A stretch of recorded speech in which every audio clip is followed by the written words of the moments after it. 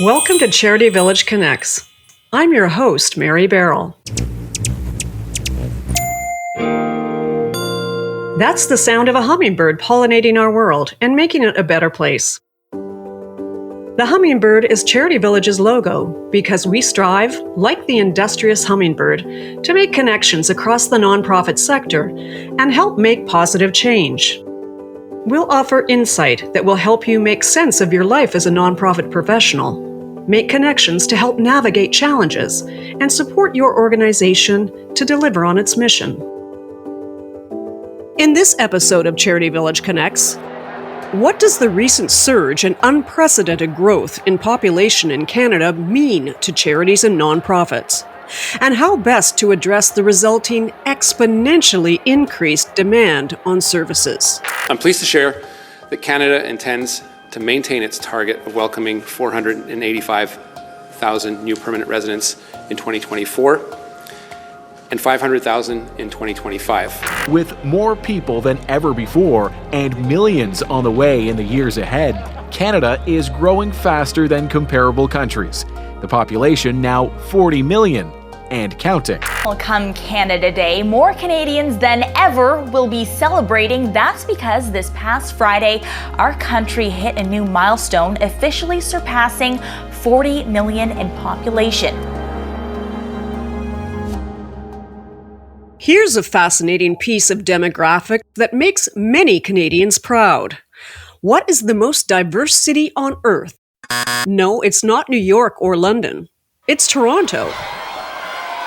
Nearly half of Toronto's population was born outside of Canada, and it is often called the most multicultural city in the world. The 2021 census finds over 55% of Toronto's population is composed of visible minorities, and Toronto has more foreign-born residents than both London and New York. And it's not just Toronto where new immigrants settle. Almost a quarter of our population, more than 8 million people, are either landed immigrants or new residents to Canada. We are truly a mosaic of nationalities and ethnicities. And less than 2 years ago, the federal government designed an ambitious plan to increase those numbers to around 500,000 new immigrants a year to solve a labor shortage, together with welcoming temporary foreign workers, international students, and asylum claimants. This is Immigration Minister Mark Miller making the announcement in the fall of 2023. These immigration levels allow us to bring in the skills and talent we need to fill the labor gaps and ensure Canada's economic prosperities, help families reunite, and remain a leader in refugee resettlement. They're keeping us with our long-term focus on economic growth, with roughly 60% of the permanent resident admissions dedicated to the crucial economic class. What a difference a couple of years can make. That announcement was made, and the first phases of the new policy were initiated. In 2023, Canada's population surged by 1.3 million, the largest annual increase on record. Then the government realized it had failed to contemplate the impact of increased immigration on already strained infrastructure, such as housing, food security, and healthcare, in an economy that was just emerging from the damage wrought by the COVID-19 pandemic. Asylum seekers have been regularly sleeping on the sidewalks outside an intake centre in the downtown of Toronto as they seek a space in the shelter system. New concerns tonight about asylum seekers still sleeping on the streets of Toronto, months after pressure increased on all levels of government to address the issue. Dozens remain camped outside of the shelter intake office downtown, and concern is growing over how the winter months could make an already dire problem much worse. Refugees were literally sleeping on the sidewalks outside of overcrowded shelters for the better part of the year in Toronto, including in the middle of winter, and food bank usage skyrocketed. Many Canadians were furious and appalled. I am disgusted and ashamed as a Canadian to be witnessing this. Canadians were already struggling with inflation, the high cost of living, affordable housing, and access to health care. Nonprofits who were already at the breaking point in terms of demands for service found themselves pushed even closer to the brink. And so finally, facing the consequences of the new immigration policy, the government reversed itself, saying it hadn't got the balance quite right.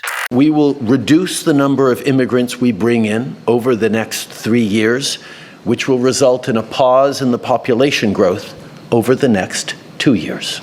We didn't get the balance quite right. Not quite an admission of fault, but the Prime Minister says Canada will be cutting the number of immigrants coming here on a permanent basis.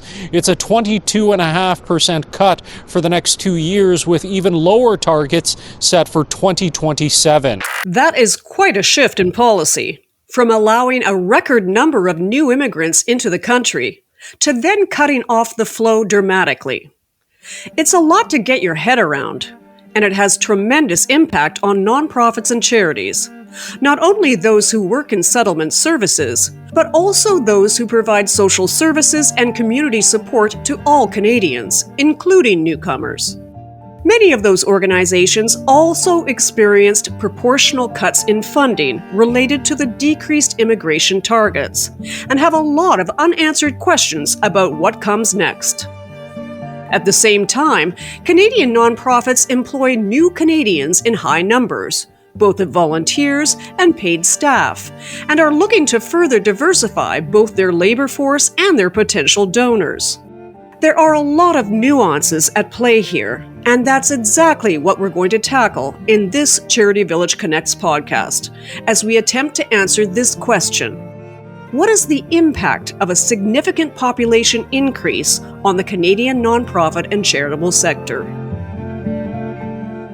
Canada has been growing steadily over the last 3 decades, by slightly more than 1% a year. Our population is now just over 41 million people, and the majority of that growth came from immigration, people choosing Canada as their new home. Yet over the next 2 years, with the government decision to reduce the number of permanent residents and a decrease of non-permanent residents, we'll see greatly reduced growth. Canada may even slide into slightly negative growth for the first time in decades. So we have 2 factors at play here. Canada has been growing with new immigrants leading the way, and as a nation, we will likely continue to grow throughout this century. But we will not likely experience growth in 2025 and 2026, following the announcement of a pause in immigration. In fact, we may even shrink as a nation over the next couple of years. Toss into that conflicting formula the fact that we will elect a new Prime Minister this year who will, no doubt, have his own thoughts on immigration, and you have a real recipe for uncertainty. So let's discuss what all of this might mean for our sector. As always, we have a panel of nonprofit experts and professionals to help us understand what's happening on the front lines and how we can navigate these seismic shifts in population. We start with some initial thoughts from them. In the most recent estimate Stats Can put out, they said 92% of growth was because of international immigration. And certainly there is still some growth, that remaining growth from natural increases, births, that sort of natural population growth, but the vast majority of it is international immigration, and some of that's temporary with the issues we might have seen around students or temporary foreign workers, and some of it's permanent immigration, and some of it yet is refugees, but that is a much smaller share compared to some of the scale around temporary and permanent immigration. We saw the announcement on the cuts in the immigration levels plan, and that meant that many resettlement spots that we had in previous years are being cut. So less people are going to be able to arrive through the resettlement program because there are cuts to the levels plan. But it also means that asylum seekers who have reached protection here in Canada will have longer wait times to be able to become permanent residents. We're definitely seeing higher usages of food banks. I'm definitely seeing here in my home city of London, Ontario, and I think it's true for all parts of Canada. Students, newcomers have unique challenges with integrating into the Canadian economy. The Canadian economy is really in a space of uncertainty and is faced with a lot of threats. Inflation obviously is another factor. And so, yes, people are using those types of services more. I would say it's across the board. I wouldn't just target newcomers. I think it's really, really important that Canada needs to think about its immigration policy and how it can work with civil society to help integrate newcomers, to help integrate students better so they have a better chance at being successful in Canada. As a country, we face a number of serious challenges. We have seen the cost of living go up. We have seen severe shortages of housing, particularly affordable housing, challenges accessing healthcare. And unfortunately, immigrants have been often painted in the public discourse as the source of these challenges, which is a sentiment that is very misplaced and honestly dangerous and harmful, as it goes hand in hand in the steep increase in incidents of racism and hate experienced by newcomers every day, and the significant change in public sentiment towards immigration that we've seen over the past year. For us, what we've seen in terms of the shifting demographics is really how hard it's becoming for everyone. Because unfortunately, there's not one demographic that has necessarily escaped being food insecure and accessing a food banks or support. We know that people only access food banks after they've exhausted all other options. So downsizing their home, selling a car, borrowing from friends, taking out loans, that sort of thing. And so we're really a last resort. And so now that we've seen the decrease in access to affordable and appropriate housing for people, on top of the rise in precarious work, so the type of works and the type of ports that are coming, whether that be through wages and benefits, and even something as simple as a paid sick day, are really impacting the demographics of who we're seeing and why we're seeing them. Population growth, when it's portrayed as a negative, I understand it might come too fast, but it's the good thing. Population decline is the bad thing. You may not want the rate of people coming to your town that you may not be able to build to keep up with it. Our immigration levels may have gotten a little too high. But at the end of the day, people are good, and more people in your community is better. And people building your community up for the future, contributing to your food bank, building social housing, starting up a business, these are goods for your community.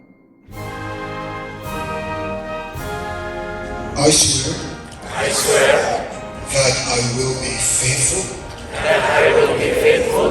and bear true allegiance to His Majesty, King Charles III, King of Canada. That's the sound of this country's affirmation pledge, spoken by all new immigrants to this country at the ceremony welcoming new Canadians. And now you are Canadians. A truly moving experience for newcomers and Canadians alike. With initial comments from our nonprofit experts setting the stage, let's dig into the population issue. We'll start in Toronto, where we began the podcast, because it's the biggest city in the country and is a pretty good reflection of trends that then ripple across Canada. A recent Vital Signs report published by the Toronto Foundation found more than 3/4 of Toronto nonprofits have an increased demand for services, yet a small fraction of those nonprofits, only 15%, can meet that rising demand. As a result, more than half have scaled back programs, and over a quarter have longer wait lists. Population growth played a real role in that, as we'll hear from Stephen Eyre. Stephen Eyre is the CEO of Common Good Strategies, a social impact research firm based in Kitchener, Ontario. He's also a social strategist, data scientist, and public speaker who keeps a close eye on population trends.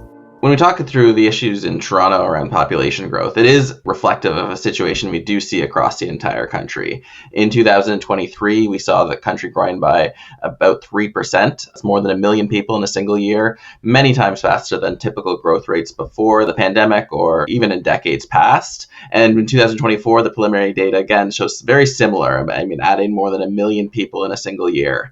And Toronto is very rapidly growing, absolutely. And we highlight some of the specific statistics in terms of Toronto, growing by more than 125,000 people in a single year, whereas when we look at the previous decade before the most recent growth, it typically would grow by about 25,000, growing about 5 times faster than had been historically the case. But Toronto's not even the fastest growing area, even in Ontario. Toronto is in the top 10 fastest growing metropolitan areas in the country, but this is an issue that affects everyone from Calgary to Vancouver to Moncton. There's growth going on all across the country, and there's going to be the same consequences that we see in Toronto in terms of making sure that we have adequate social services are certainly going to be felt wherever we look in the country. I want to pick up on that last thought.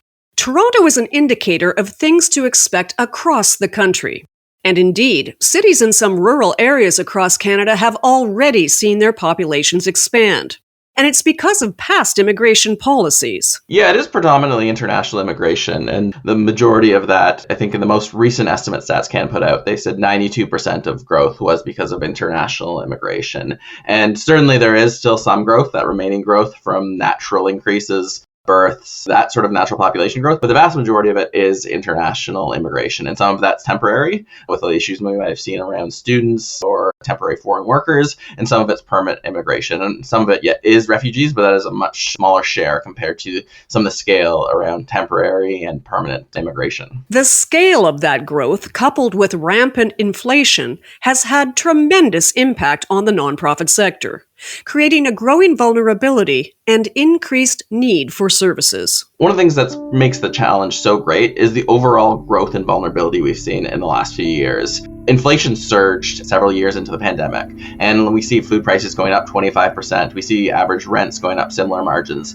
And even though inflation has come back down to lower levels, the baseline of how much everything costs has gone up and has not gone back down. That really affected a huge number of folks and increased a lot of vulnerability across the entire population. And at the same time, when you're looking at the population growth, there's an additional set of folks who are coming to the country, need a lot of supports being able to settle here and effectively raise families, figure out how to connect into their communities. So there's a really big demand on services there. And there's an even bigger increase in demand for services as we've seen the effects of inflation and how many of the most vulnerable folks in our communities are struggling at an incredible margin. And both these things are happening at the same time. So I think this is really where nonprofits are so stretched, is they're facing both these consequences of a lot of the folks settling into the country and the sheer number compared to what we had previously. Like, these increases are staggering. I mean, when we again look at Toronto, a 5-time increase. There are so many great nonprofits on the front lines of providing those services, but it is incredibly hard to deal with a 5 times increase in population growth,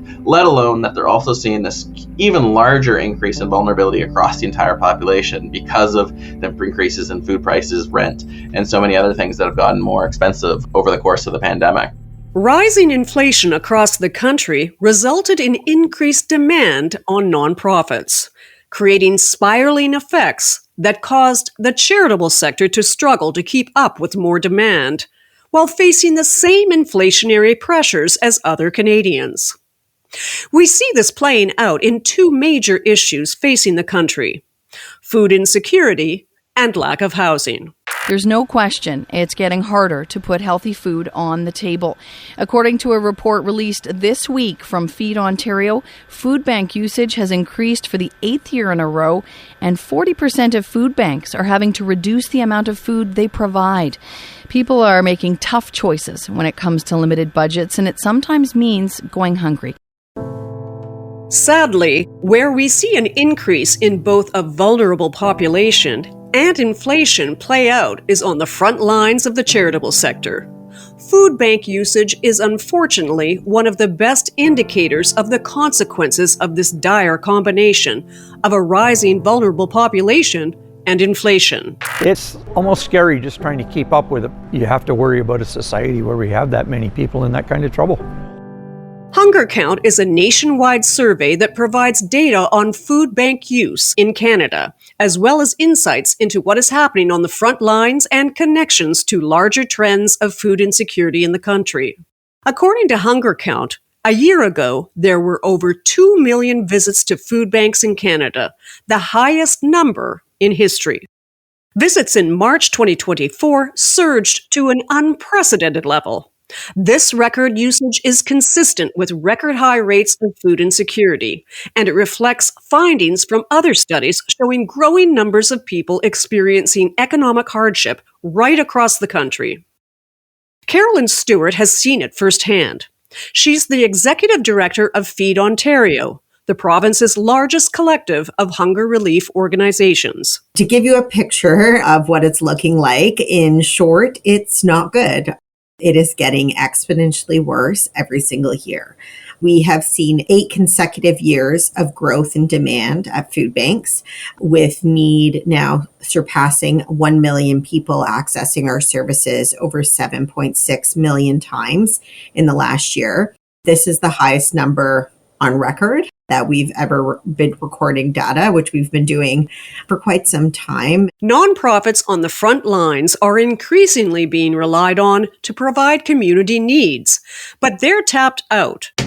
Demand rises, but the support from government does not. In fact, food banks do not receive government funding, except in discrete situations as part of an emergency response. Carolyn Stewart explains. It's a common misconception about food banks. We receive no government funding unless it's specifically program related. So we work in partnership with the government on emergency response. So when we provide specific supports, but otherwise we don't. So that's the case for most food banks. Some receive a small amount of municipal funding, but that would be the exception. But mostly they're exclusively funded by either corporate funders and partners or private individual donors. But overall, even without being government funded, we are still seeing a significant decline in funding and support. And that's just because people are having a harder time getting by every single day. So we're needing more to run our operations because we're seeing such increased demand. And then on the other side of that, we're seeing fewer donations come in the door. So we're seeing a decline in monthly donors, people having to cancel their donations because they just can't make those ends meet every single month. We're seeing fewer amounts of food donations at food banks as well. And we're even hearing stories of people who were once donors to the food bank now visiting the food bank for support. There are people who are fully employed and having to access the food bank. And the situation is dire, with food bank visits surging across the nation. With no signs of letting up, Carolyn Stewart says exponential demand is forcing food banks to cut back on both food and services. What we're seeing is the response to this growing demand, exponential demand, really weighing on the food bank network, with 40% of our network reporting they've had to either reduce the amount of food that they're providing just to make sure that they're able to meet demand, but also potentially even change types of services or reduce wraparound supports because they provide additional services beyond emergency food support. So unfortunately, things are not good, and the amount of change and upheaval that's happening in the country does not give us hope that things are going to get better anytime soon. And it's not just food insecurity that's on the rise. We go to Toronto again, where the recent Vital Signs report indicates trends that are taking place across Canada. The housing crisis is increasingly grim. More Torontonians are unhoused and taking shelter in encampments than ever before. For those who have shelter, rents have almost doubled, while new housing builds have not kept pace with the booming population. Carolyn Stewart explains how a lack of affordable housing has contributed to the issue. A consistent concern over the last few years has been the affordability and availability of housing. We're seeing rising homelessness in communities across the country. What we've seen and why we've become more entrenched in the social safety net is because we've become progressively relied upon during economic downturns or to fill the holes left by bad public policies. It's not surprising that our growth in need mirrors the lack of affordable housing being built in the last 40 years, the disinvestments that we've seen in our social support programs over the last several decades. All these things are coming to a head at once, right? So when you don't take care of something, it starts to fall apart. And so what we're seeing is the result of decades of underinvestment in social programs. And so they're increasingly relying upon nonprofits or charity organizations to fill those holes. Inadequate affordable housing is only one piece of the puzzle. Stephen Eyre points out that insufficient mental health support adds to this growing crisis. This country has started to realize some of the unique challenges of housing. Like certain communities have done better jobs of solving it than others. But I do think there's at least a realization of some of the challenges we need to ensure there's adequate housing now. The immigration plays a key part, but I do think that overall rise in vulnerability is an even larger one combined with the funding challenges. You know, when we see the mental health consequences of the pandemic, with a lot of sources suggesting like mental health challenges have essentially doubled over the last 5 or 6 years. Over the course of the pandemic, nothing was open. So a lot of people, were not involved with activities. And once you do that for a couple of years, it can be really hard to get out and do things again, even, things that you used to love and things that you used to enjoy. And so it's really like, how do we provide both services for those who are all struggling over the course of the pandemic? Make sure that we're providing support for people who are moving into a community. Because if people are not getting adequate support in the first couple of years, it's going to affect their entire time here in Canada. Today, we're announcing that we will reduce the number of immigrants we bring in over the next 3 years, which will result in a pause in the population growth over the next 2 years. This builds on our previously announced measures to cap international student permits and reform the temporary foreign worker program, all of which we are implementing with a single aim: stabilize our population growth to give all levels of government time to catch up. Time to make the necessary investments in healthcare, in housing, in social services to accommodate more people in the future. Well, the cost of living has skyrocketed, housing has become scarce and expensive, and healthcare access is still a problem for many Nova Scotians. All of this as we grapple with record-breaking population growth.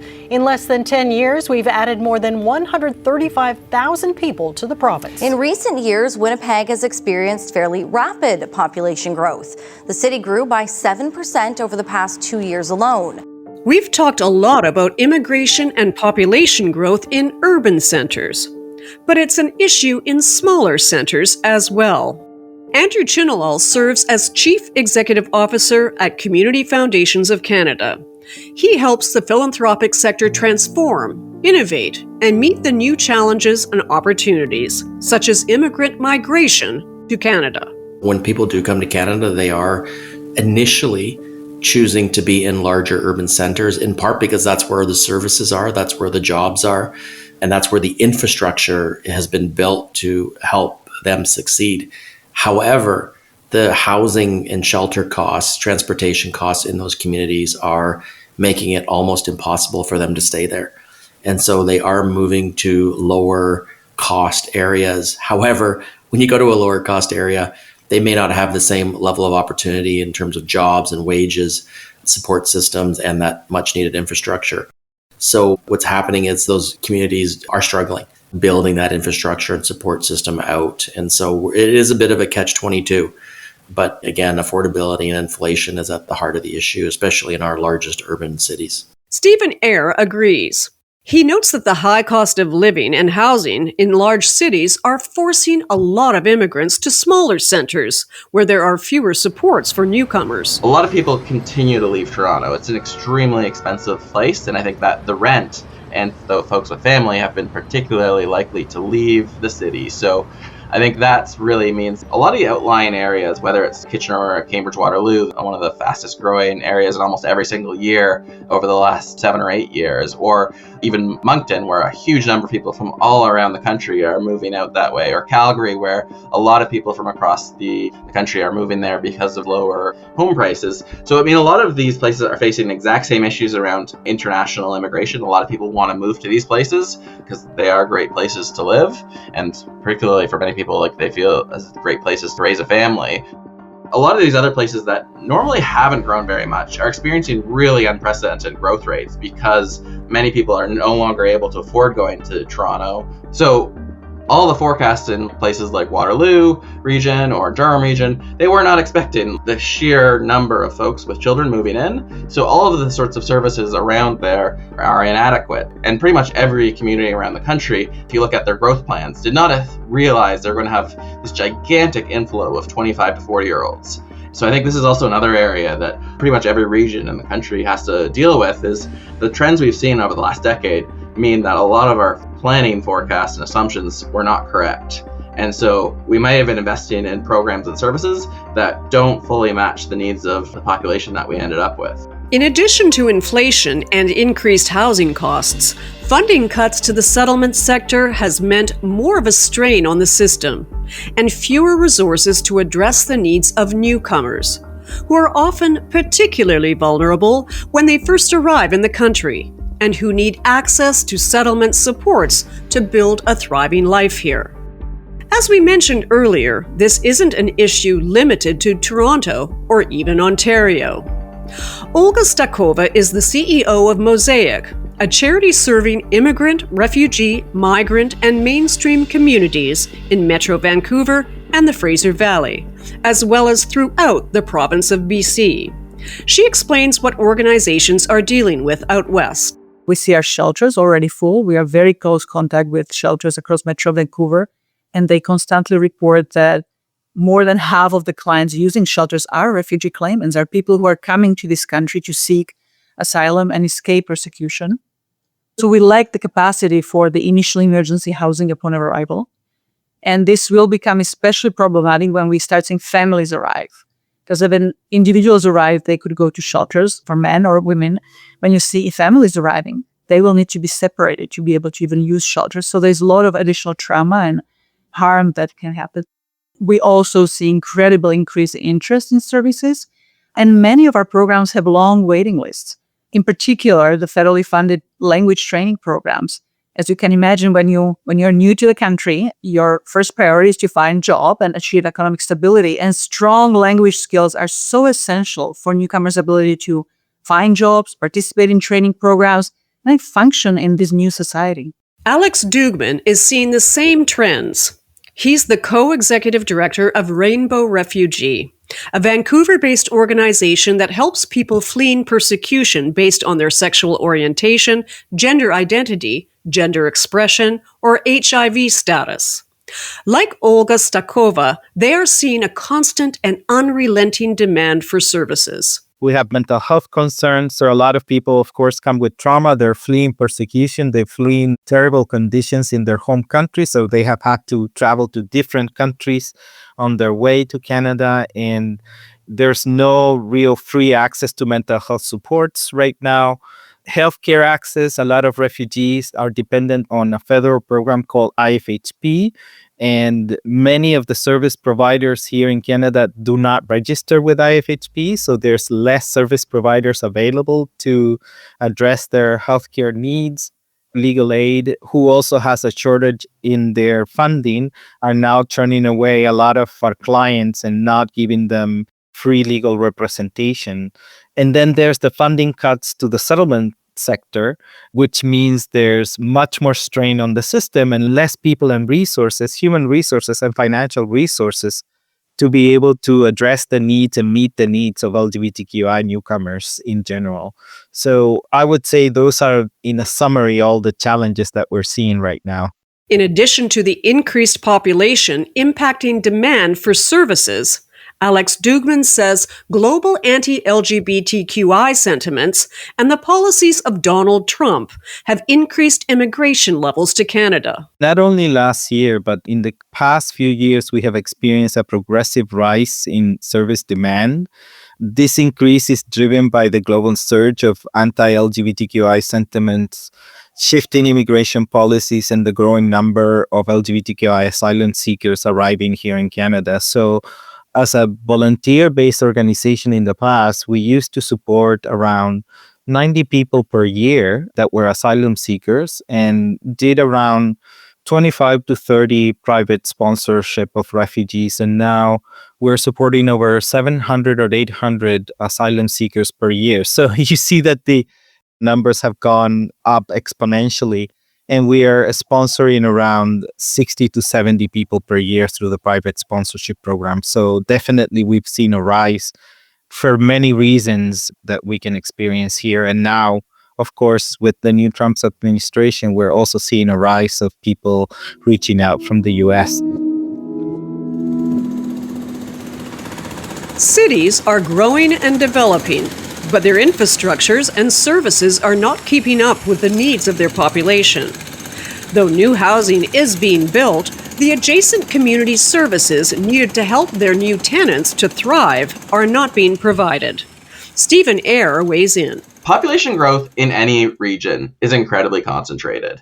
There's certain areas that are being developed, and these are the places where housing is being built, and sometimes new infrastructure is being put in place at the same time. But really, it's incredibly concentrated. If you look at Toronto, it has more than 140 different neighborhoods. But half of them, between 2016 and 2021, had declining populations. So despite the population of the city really surging, when we look at the most recent census data we have, the vast majority of the city is actually not growing. It's about 10 neighborhoods are growing far faster than the rest of the city. And when you think about like what the needs are for organizations, like from the population growth perspective, it's certain organizations that are in these high growth areas that are really particularly strained.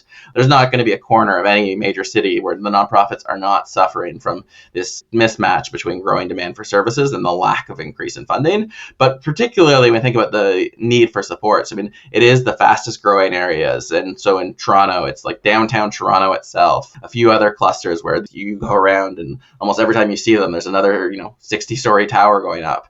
But you don't see at the same time another nonprofit being fully funded to be able to provide supports and services ranging from sorts of things that you might want for a sense of belonging, for community services, for recreational activities. So you see these giant towers going up one after another, but we don't see that corresponding funding to nonprofits that would be really needed to make sure that everyone's thriving. Additionally, as Carolyn Stewart explains, the services that are available are not always aligned with the needs of the populations they are meant to serve. So when we're seeing population growth, it hasn't been coupled with the growth in purpose-built housing or the right types of jobs for people. We're seeing shifts in the sector. We're seeing different skill sets and different needs for jobs. And so those two things aren't matching up as well. And then on top of that, even better support scaled accordingly as people navigate challenges. So even something as simple as services are now offered online, or you have to navigate it online. But 30% of food bank clients don't have access to the internet. And so there's almost these complex challenges that aren't fitting together or dovetailing the way they're supposed to. And so when those things don't grow alongside the population growth, so the supports and the needs of the communities, whether it's population growth or any other factor, it becomes increasingly difficult for families and people of the community to navigate how to get there and get the supports they need, or alternately even find solutions so that they're not falling into poverty. Olga Stakova explains how, despite the fact that the government has reversed its immigration policy and reduced immigration, the corresponding cuts to funding for immigration services make it difficult to serve the needs of newcomers who are already in our country. The funding cuts are also contributing to increased poverty levels and unemployment. The immigration targets directly inform the budgets available for immigrant services, which led to very drastic funding cuts that we've recently seen. And the sector is understandably bracing itself for new cuts amid political changes and fiscal realities across the country. So the impact really on our clients and organizations is twofold. On one hand, there is cuts to funding that will reduce services available. And again, as on the topic of language, one of that is a very prominent changes is access to higher level language classes that equip newcomers with professional language competencies required for jobs and further skills training. Alex Dugman shares what effects these funding cuts will have on asylum seekers. We saw the announcement on the cuts in the immigration levels plan, and that meant that many resettlement spots that we had in previous years are being cut. So less people are going to be able to arrive through the resettlement program because there are cuts to the levels plan. But it also means that asylum seekers who have reached protection here in Canada will have longer wait times to be able to become permanent residents. And it's not just settlement services that have seen funding cuts. Several of our guests identify a concerning and chronic underfunding of social services and are calling on governments to prioritize action on poverty by investing in people and communities. Kashawn Roy, a Canadian author and executive director of the Federation of Community Social Services of British Columbia, says social services and housing supports have failed to keep pace with the needs of community for decades. There hasn't been good times for community-based social services over the past 3 decades. In Canada, an important piece of research nationally by an organization called Get Well Canada looked at the historic spending of governments regardless of political stripe over the past few decades. And you can see it in the state of affairs of social housing, for example, which for many decades, we built a normal amount of social housing in every community. I was raised in it in Hamilton. And then in about 1990, we stopped. And for about 3 decades, we didn't build any housing that was really linked to the incomes of local residents. And so now you have a deficit. We have that similar deficit when it comes to community-based social services and the things that prevent these rising healthcare and policing costs. So we haven't been spending on it. 10 years ago, there was no national housing strategy. Stephen Harper was still prime minister. And in many communities across the whole country, particularly Indigenous communities, but whole cities in some cases, large cities, they hadn't built any affordable housing in decades. And if you can think of an apartment, it takes about a decade to go from planning, financing, zoning, construction, to actually build it. So even though we have our first national housing strategy and we have our first real provincial housing strategy, on the ground, the support that's really needed in community hasn't come yet. It hasn't been built yet. And these organizations who are doing their first buildings are now gearing up to do their second and third because they know that those will be filled right away. So these social causes, I think, will dominate the needs of citizens in the decade ahead. Carolyn Stewart and Feed Ontario are issuing their own call to action, asking government to take action to relieve poverty and food insecurity. Our network is calling on all parties to really prioritize people and take bold action on poverty by investing in people and communities, because that's what we need to see. Whether it be affordable housing and tenant protections, quality employment and worker protections, and even really reinvesting in those social support programs that we've seen disinvestments in over the last 2 decades. It will henceforth be the official policy of the United States government that there are only 2 genders, male and female. Of course, we can't talk about changes in population without bringing up what's going on in the United States. The actions and policies of the Trump administration will, in part, shape migration to Canada, both from the U.S. and abroad. Alex Dugman has already alluded to that. Changes to American policy come almost daily, adding further pressures on nonprofits who are forced to respond. When you're not a permanent resident, you have to continuously be applying for a work permit, for a study permit. It's really an unstable situation with regards to that. We are also fearful that there's going to be more restrictions on the inland asylum claims. So as it is expanded that a cutoff on temporary resident permits means that less people will be able to arrive to Canada to be able to then claim asylum. And effectively, with the expansion of the Safe Third Agreement with the US and closing the border completely between the US and Canada, that means that there's less pathways for people to arrive to actually seek protection. And then the backlogs and delays in refugee processing as well. So we are very much aware of what could happen. We saw in BC how the ongoing challenges of affordable housing shortages, limited healthcare access, and gaps in legal aid disproportionately impact LGBTQI refugees and asylum seekers in not being able to get those services. And then across provinces, we have also seen troubling trends of policies that roll back protections for trans and non-binary people.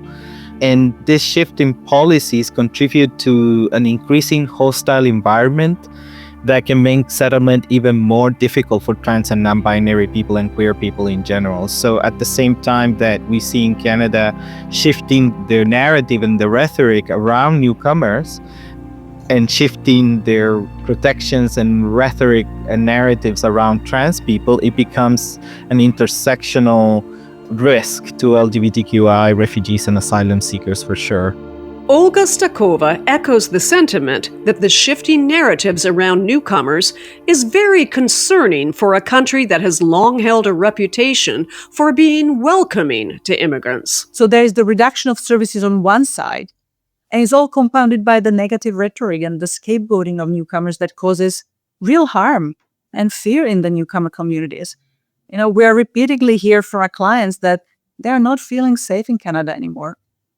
And this unease extends to our staff, and not only staff at Mosaic and immigrant serving sector, the staff and not-for-profit sector who are often immigrants themselves. And their well-being and their safety is also impacted by this rhetoric. Olga Stakova spells out the significance of this shift in Canadian public sentiment and rhetoric, and its impact on our country as a whole. Our clients have most certainly been impacted, and so have organizations like Mosaic, by the changing political landscape and the narrative that is playing out on the national political stage. We know that as a country, we face a number of serious challenges. We have seen the cost of living go up. We have seen severe shortages of housing, particularly affordable housing, challenges accessing healthcare. And unfortunately, immigrants have been often painted in the public discourse as the source of these challenges, which is a sentiment that is very misplaced and honestly dangerous and harmful, as it goes hand in hand in the steep increase in incidents of racism and hate experienced by newcomers every day, and the significant change in public sentiment towards immigration that we've seen over the past year. And then, of course, we've seen the federal government respond to these sentiments and dramatically reduce immigration levels planned for the next 3 years. And while some adjustments to our immigration policies and targets were needed and expected, I think everyone was surprised with just how large these reductions were, and that the number of policies introduced to deter people from coming to Canada. So we changed from a country who was proud to broadcast to the world how welcoming we are of immigrants and how appreciated and essential they are, to a country that is actively trying to discourage people from coming here, putting more and more obstacles in the way. Although we've seen public rhetoric and sentiment around immigration becoming increasingly negative, Kashad Roy reminds us that it's the failure to properly manage population growth that's the problem, not the growth itself. Population growth, when it's portrayed as a negative, I understand it may come too fast, but it's too much of a good thing. It is a good thing. Population decline is the bad thing.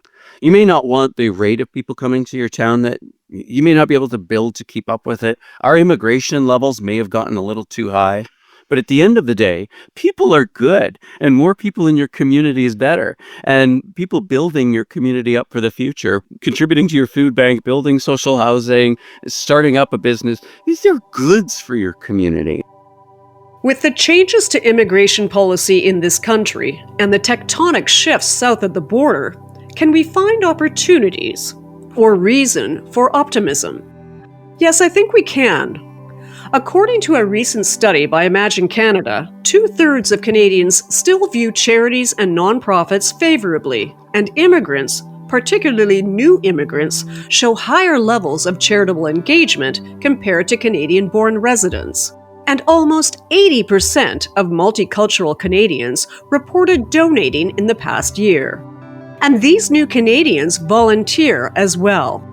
Stephen Eyre comments on this phenomenon. We called our 2023 report from Toronto Foundation The Power of Us, and it really was emphasizing the role that, whether it's even just reaching out to your neighbor and seeing how they're doing, inviting people out that you might have lost touch with over the pandemic, reconnecting with folks, like all these are absolutely vital, and people might be struggling. You might be able to volunteer together.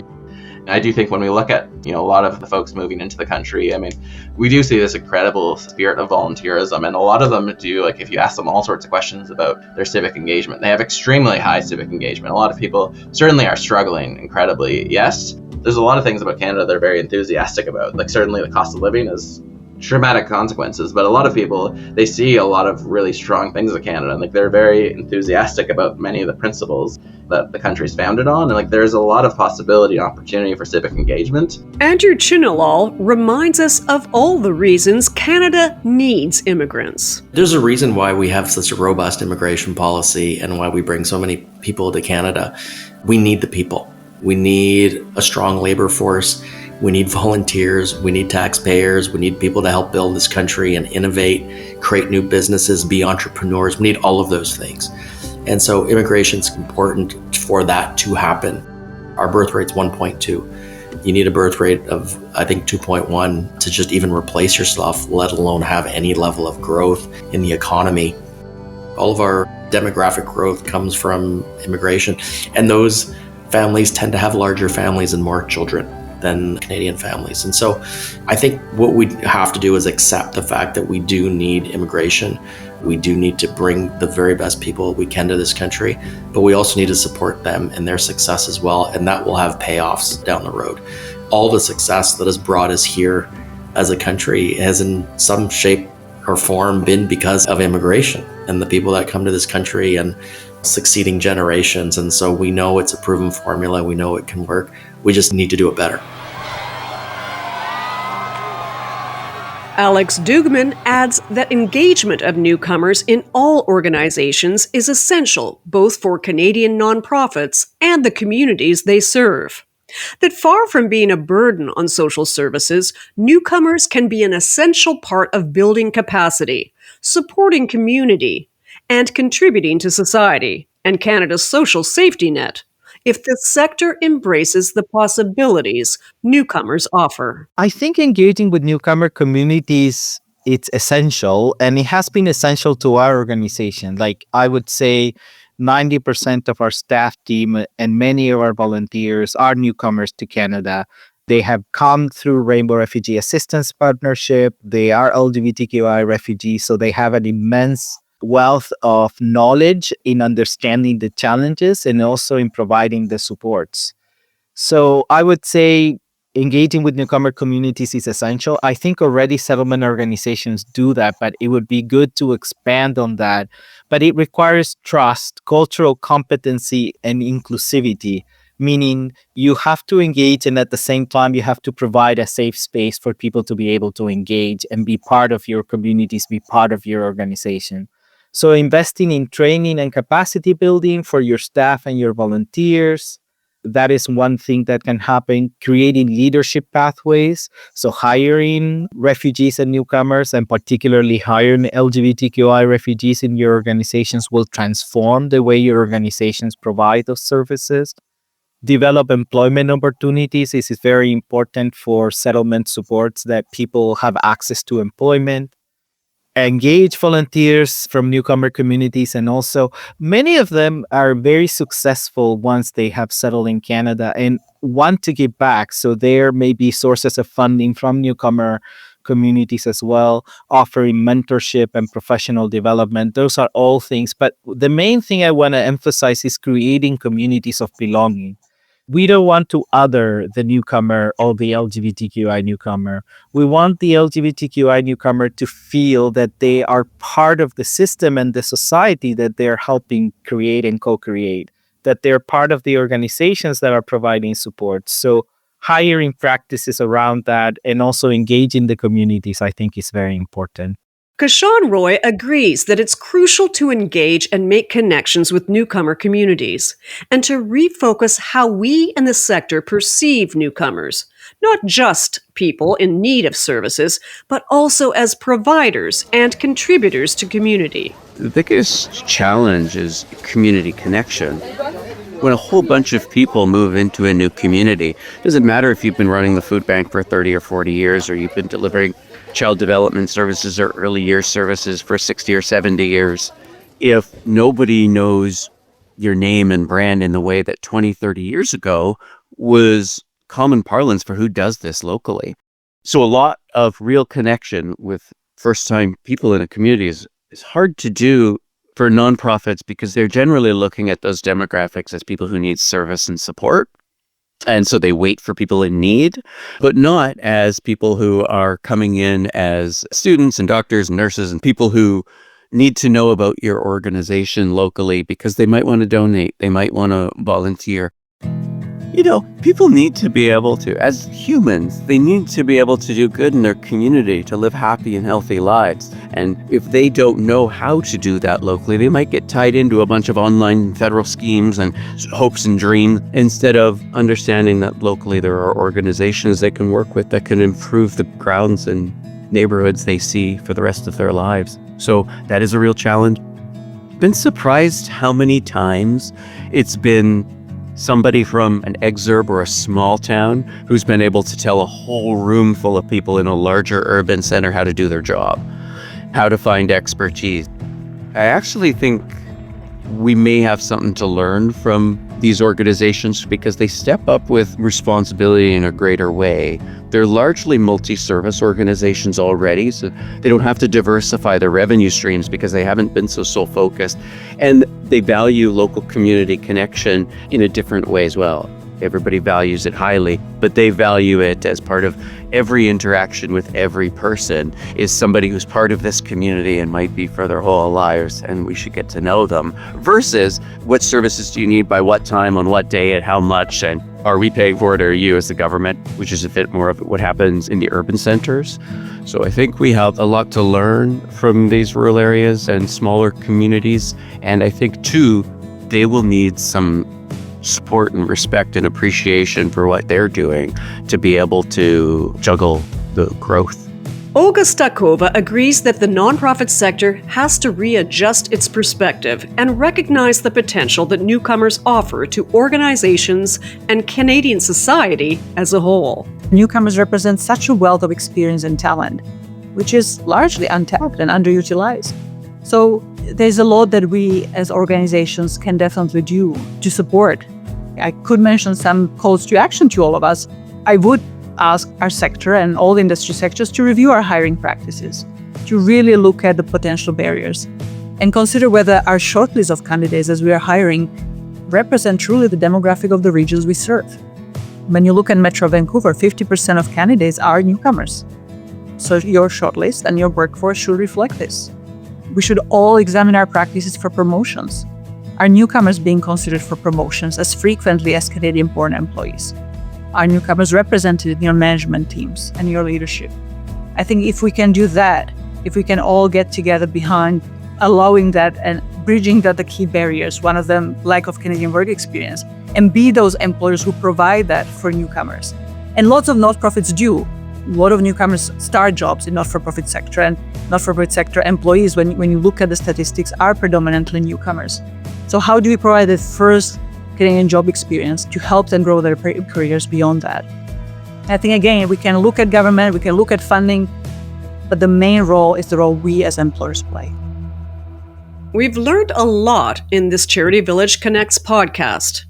We know we'll go through a tremendous shift in demographics over the next couple of years. The Canadian government has curtailed immigration, and that will have impact. In the U.S., President Donald Trump seems intent on cutting off immigration completely and using immigration as a scapegoat for some of the problems facing his country. With all this going on, it's easy to get discouraged. Our guests have final thoughts on coping with immigration policies that seem to change on a dime and the shifting demographics, shifts in public discourse, increased cost of living, demands on nonprofits, and challenges to Canadian society that result. So there is a lot of changes to temporary residents. You might have seen that Canada is trying to decrease the overall number of temporary residents to 5% of the population. And that is done by decreasing number. We've heard a lot about international students, but there's a lot of policies that come around restricting eligibility to apply for work visas, for work visas for spouses. So if you come as an international student or you come as a temporary worker, your spouse will be limited whether or not they can work. And just imagine the cost of living in our country. If you come here and only one individual is able to work, you can't survive. So policies like this will make Canada a country that is no longer attractive.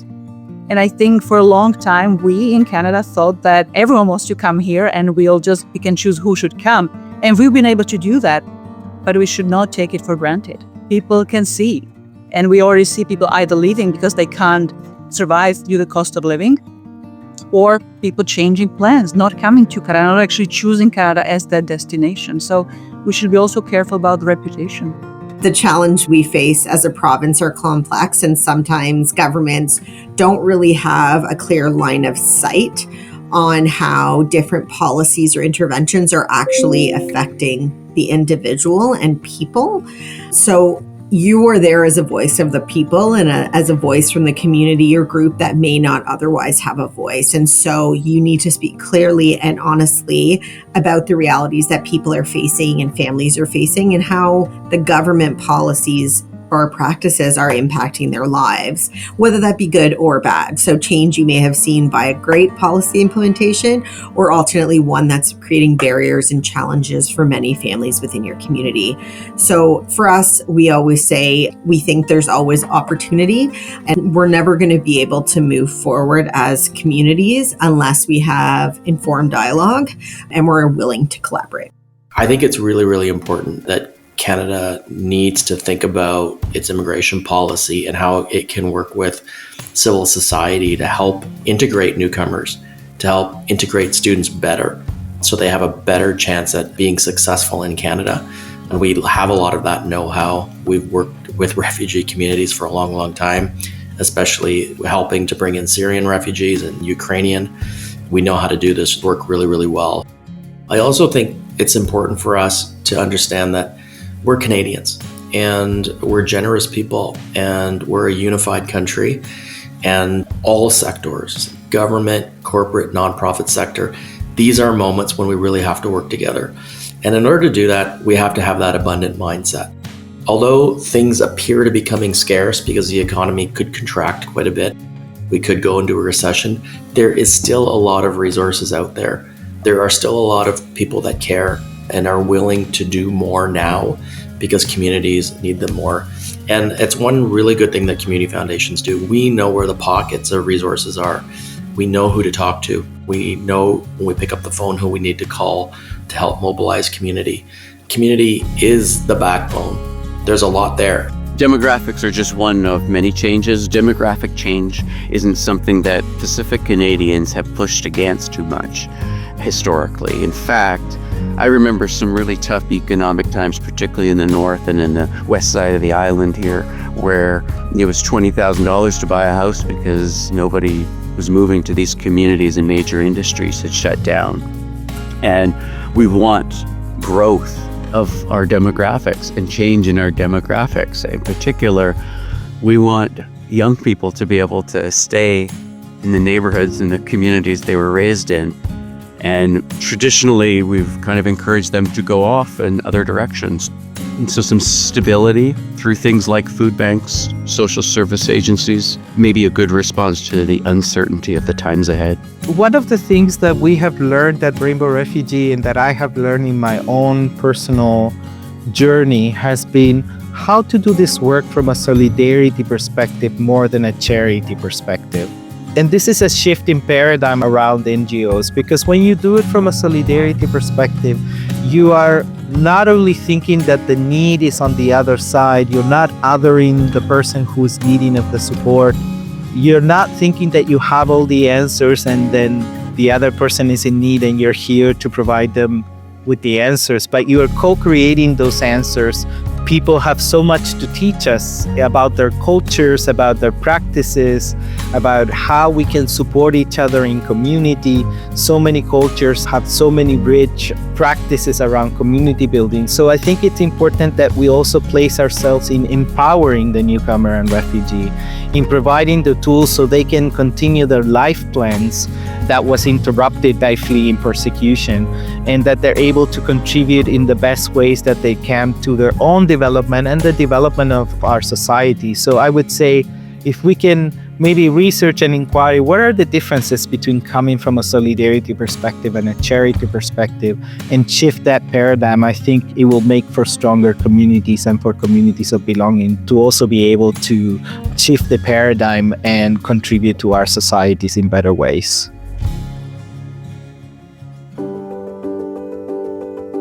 That's our podcast on understanding the impacts and the opportunities of population growth, changing demographics, and increasing demands on nonprofits. There's a lot to think about. We're in a time of great societal change, economic difficulties, and shifting demographics. As our guests have reminded us, to navigate the challenges, we need to shift our paradigms, respond with an abundant mindset, and embrace the promise that newcomers offer to our country, not just respond to the issues arising from immigration. Engagement and connection with newcomers are essential to tackling the problems all Canadians face with high cost of living and housing shortages, to build resilience in communities across the country. With the threats coming from south of our border, it's a time when all Canadians must reflect on the kind of country we want to be.